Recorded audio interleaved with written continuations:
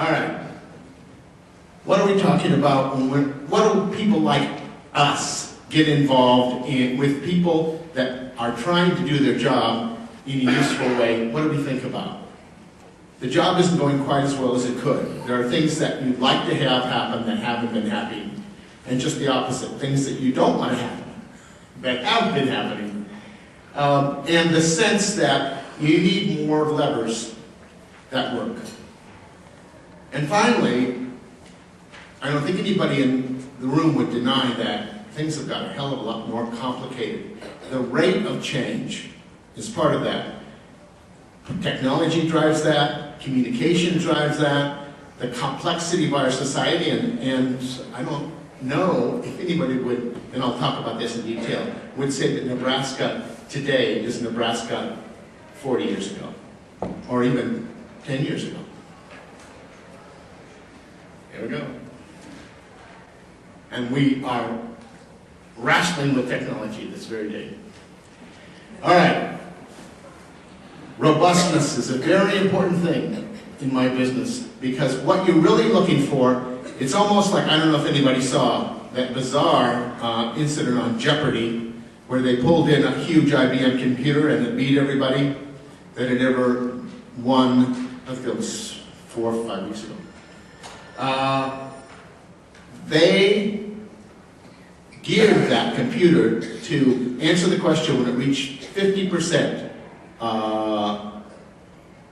levels of certainty on any answer.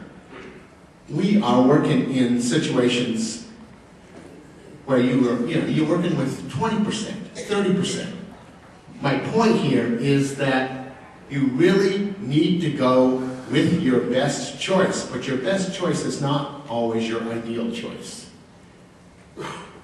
I just talked about trying to make things happen that should, trying to avoid things that shouldn't. There's two schools of thought in futures. One of them is you work really hard to figure out how things work, how large systems work, and so how all these things work together, and also what happens, in other words, the if-then. But there's another group which really looks a lot more in what I would call the normative side. How do you get things to happen that you want to get happen? And part of that is, in the political arena. Part of that is in the area of who you're going to partner with.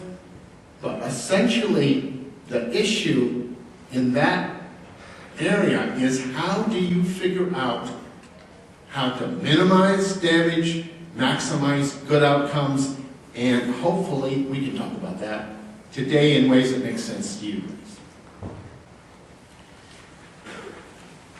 One of these things is that you kind of upset the apple cart. If things are different, if things are not going the way they did 5 years ago, and you really don't know what to do about it, one of the first things that comes to mind is you're going to have to start doing things differently yourself.